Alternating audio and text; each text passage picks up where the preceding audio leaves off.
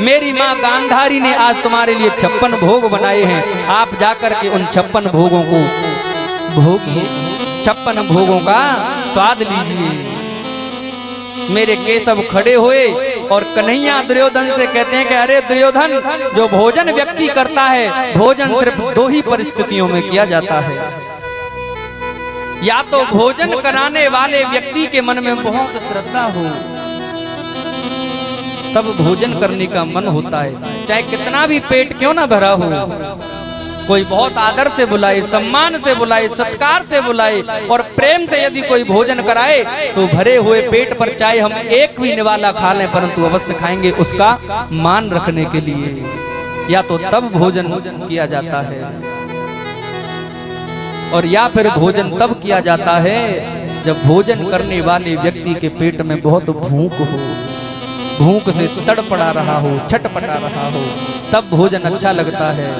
तो हे दुर्योधन, भोजन का तो कोई सवाल ही उत्पन्न नहीं होता, क्योंकि मेरे पेट में भूख नहीं है और तेरे मन में श्रद्धा नहीं है, तो तेरा 56 भोग मेरे किसी काम का नहीं। इधर विदुर जी को भी मेरे श्री कृष्ण उस सभा में से देख रहे हैं, और जैसे ही विदुर जी को जब दोबारा देखा तो विदुर जी को देखते हुए दुर्योधन से मेरे श्री कृष्ण कहते हैं कि आज तो मैं भोजन वैसे भी नहीं कर सकता। क्यों? क्योंकि आज तो मेरे काका विदुर जी के यहाँ पर मेरा निमंत्रण है।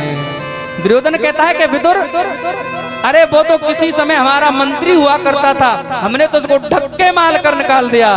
उसके घर तो कुछ खाने के लिए नहीं है, कुछ पीने के लिए नहीं है, तो वो तुमको कहाँ से खिलाएगा। कन्हैया ने कहा कि यदि निमंत्रण दिया है तो कुछ न कुछ व्यवस्था तो वो करेगा। इतने में ही विदुर जी सोचते हैं और कहते हैं कि मैंने तो इनको कोई निमंत्रण ही नहीं दिया, ये क्या कहते हैं। तुरंत उस सभा को छोड़ करके विदुर जी महाराज भागे और गोप लोगों की बजरिया में पहुंच गए। गोप लोगों की बजरिया में पहुंच करके विदुर जी महाराज कहीं से खोए के लड्डू खरीदते हैं, कहीं से माखन लेते हैं, कहीं से मिश्री लेते हैं। इतने में कन्हैया नंगे पैर ही विदुर जी की कुटिया में दौड़ लगा देते हैं। विदुर जी की पर्ण कुटी के बाहर मेरा गिरधारी खड़ा है और सांकल वो कुंडा खड़खड़ा रहा है, आवाज दे रहा है, कोई दरवाजा खोलो, कोई कुंडा खोलो, कोई गेट खोलो। विदुरानी कुटिया में अंदर स्नान कर रही हैं और जैसे ही सुना कि ये तो मेरे लल्ला की आवाज है, ये तो मेरे बच्चे, मेरे केशव की आवाज है, तुरंत वो विदुरानी गीले वस्त्रों में ही भागी, दौड़ लगा रही है, बेचारी गिरती जा रही है, सोचती जा रही है कि मेरे केशव की आवाज है, और ऊपर वाले का चिंतन भी कर रही है कि हे परमात्मा, यदि ये मेरे केशव की आवाज है तो उसको मेरे दरवाजे पे अवश्य खड़ा ही दिखाना। और जैसे ही उस विदुरानी ने अपनी पर्ण कुटी का बंधु गेट खोला, गेट खोलते हुए देखा कि दरवाजे के गेट पर मेरा श्याम सुंदर खड़ा है। आज विदुरानी ने कन्हैया का हाथ पकड़ा और हाथ पकड़ के अंदर कुटिया में ले गई। गीले वस्त्र हैं, सुध भूल गई, सब कुछ भूल गई। मैंने अभी कहा था ना, जहाँ प्रेम हो जाता है वहां पर फिर परिस्थिति क्या होती है कुछ मालूम नहीं होता। आज विदुरानी ले गई उस पर्ण कुटी में, और छोटी सी कुटिया है विचारों की, कभी कन्हैया को इधर बिठाती है, कभी उधर बिठाती है, और कहती है खड़े हो जाओ, ये जगह तुम्हारे लिए अच्छी नहीं है, आप इधर बैठिए, उधर बैठिए, यहाँ बैठिए, मेरी आंखों के सामने बैठिए। छोटी सी कुटिया में मेरे पूरे कन्हैया को आज उस विदुरानी ने नचा दिया। और एक कोने में लकड़ी का कोई सुंदर पट्टा रखा था, वहां पर तुरंत विदुरानी ने कन्हैया का हाथ पकड़ करके बिठा दिया। और कन्हैया कहते हैं कि काकी बड़ी जोर से भूख लगी है, भूखा रहा नहीं जा रहा, कुछ खाने को हो तो लेकर के आना। विदुरानी सोच रही है, रो रही है कि हे परमात्मा, ये कैसी परीक्षा ले रहा है, कहां से लाऊं, क्या करूं। अच्छा लल्ला, तुझे भूख लगती है तो जरूर तू रुक, मैं कुछ व्यवस्था करती हूँ। तेरे काका विदुर काका अभी आते होंगे, तू उनकी प्रतीक्षा कर, मैं तब तक देखती हूँ। आज कन्हैया प्रतीक्षा कर रहे हैं। और तुरंत विदुरानी अपनी पर्ण कुटी के बाहर गई तो देखा एक कदली का वृक्ष लगा है, केले का वृक्ष लगा है, और उससे तुरंत एक केले का झुग्गा तोड़ा और जल से धोया और पत्तल बिछाई। कन्हैया को वो केले के छिलके तो परोस दिए और जो केले का फल था वो दूर फेंक दी जाए, क्योंकि वो पागल हो गई भक्ति में। उसको पता ही नहीं कि मैं क्या खिला रही हूँ, क्या परोस रही हूँ, क्या दे रही हूँ। वो तो यही देख रही है कि आज मेरा ये कितना बड़ा सौभाग्य उदय हुआ है। ऊपर से बंधुओं देवता देख रहे हैं और कह रहे हैं इस विदुरानी ने और विदुर ने ऐसी कौन सी तपस्या करी है, ऐसा कौन सा पुण्य किया है जो आज गिरधारी इनके यहाँ पर जमीन में बैठ करके ये छिलके खा रहा है।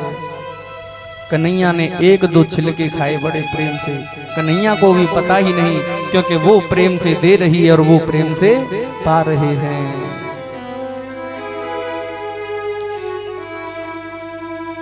प्रेम के कारण मेरे भगवान 10-12 छिलके खा गए।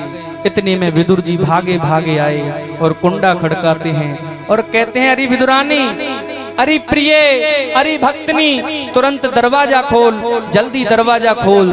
दौड़ करके विदुरानी गई और कहती है क्या बात है, क्यों हल्ला मचाते हो, क्यों शोर मचाते हो। विदुर जी कहते हैं कि अरे विदुरानी, आज तुझे मैं क्या बताऊं, आज कौरव और पांडवों की सभा में मेरे कन्हैया, मेरे मधुसूदन, मेरे गिरधारी, मेरे मुरली मनोहर ने मेरा कितना स्वागत किया है, कितना सम्मान किया है।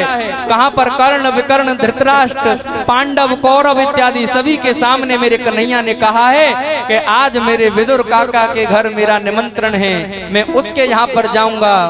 हे विदुरानी, यदि केशव ने बोला है वो आएगा तो वो कभी झूठ नहीं बोलता, तू तुरंत जाकर के तैयारी कर और मैं यहाँ दरवाजे पे खड़ा होकर के उसका स्वागत करूंगा।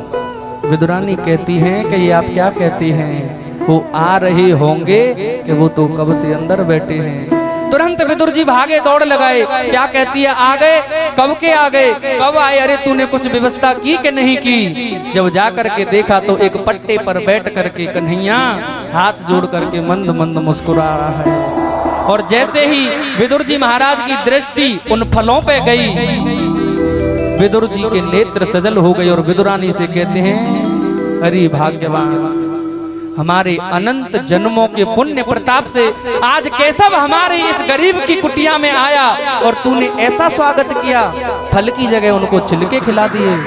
विदुरानी का भंग हुआ ध्यान। विदुरानी रोते हुए और हाथ जोड़ करके कहती है कि हे भगवान, ये मेरे से क्या अपराध हो गया। अरे जिस कन्हैया को मखमल के गद्दे पर बैठ करके 56 भोग पाने की आदत है, आज मैंने एक लकड़ी के पट्टे पर बिठा करके उसको केले के छिलके खिला दिए। ये कैसा दुर्भाग्य है।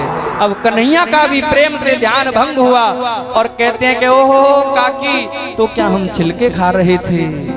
आज विदुर विदुरानी रो रही है और कह रहे हैं कि क्षमा करना, नादान है, गलती हो गई प्रभु। दोनों की स्थिति विदुर और विदुरानी की ऐसी भिन्न हो रही है कि क्या करें, क्या बोलें, कहां पर इनको बिठाएं, कैसे इनका स्वागत करें। बंधु, जब किसी गरीब की कुटिया में कोई बहुत बड़ा धनवान जाता है तो जो गरीब आदमी हो जाता है वो घबरा जाता है कि भाई इसको कैसी आदत, वो तो दुनिया को बनाने वाला मालिक है, सारी सृष्टि को उत्पन्न करता है, सारी सृष्टि का वो पालन करता है और सारी सृष्टि का वो लय कर देता है। जब वो साक्षात परमपिता परमेश्वर किसी भक्त गरीब की कुटिया में जाए तो भक्त की क्या दशा होगी, आप अंदाजा लगाइए। विदुर जी ने आज कन्हैया से कहा कि हे माधव, मैं आपके लिए आपका प्रिय माखन लेकर के आया हूँ, थोड़ा इसको चखो ना। खोए के लड्डू लाया हूँ, माखन मिश्री लाया हूँ, ये अनगिनत मिठाइयाँ लेकर के आया हूँ। देखिए भक्तों, खुद विदुर के घर में खाने के लिए एक दाना अन्न भी नहीं है, परंतु परमात्मा के लिए उसने व्यवस्था करी, चाहे कैसे भी करी।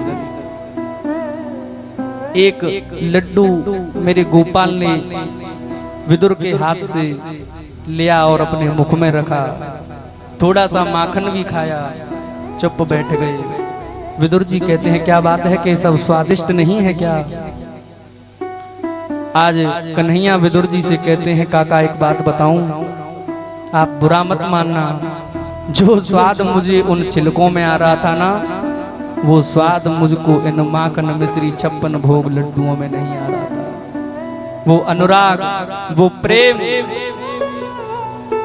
मुझको वहां पर आ रहा था काकी के हाथ के छिलके खाने में, वो इसमें बिल्कुल नहीं है। भक्तों, मतलब क्या है इस बात का कि भाव का भूखा है ये और भाव ही एक सार है। भाव से इनको ही भज लो तो फिर भव से बेड़ा पार है। कि भाव बिना बाजार में कोई वस्तु मिले नहीं मोल, और भाव बिना प्रभु क्यों मिले, यस भाव सहित हरि वो। बाजार में जब एक सुई भी बिना भाव के नहीं मिलती, कोई भी वस्तु संसार की बिना भाव के नहीं मिलती, तो फिर बिना भाव के ये परमात्मा कैसे मिल जाएगा।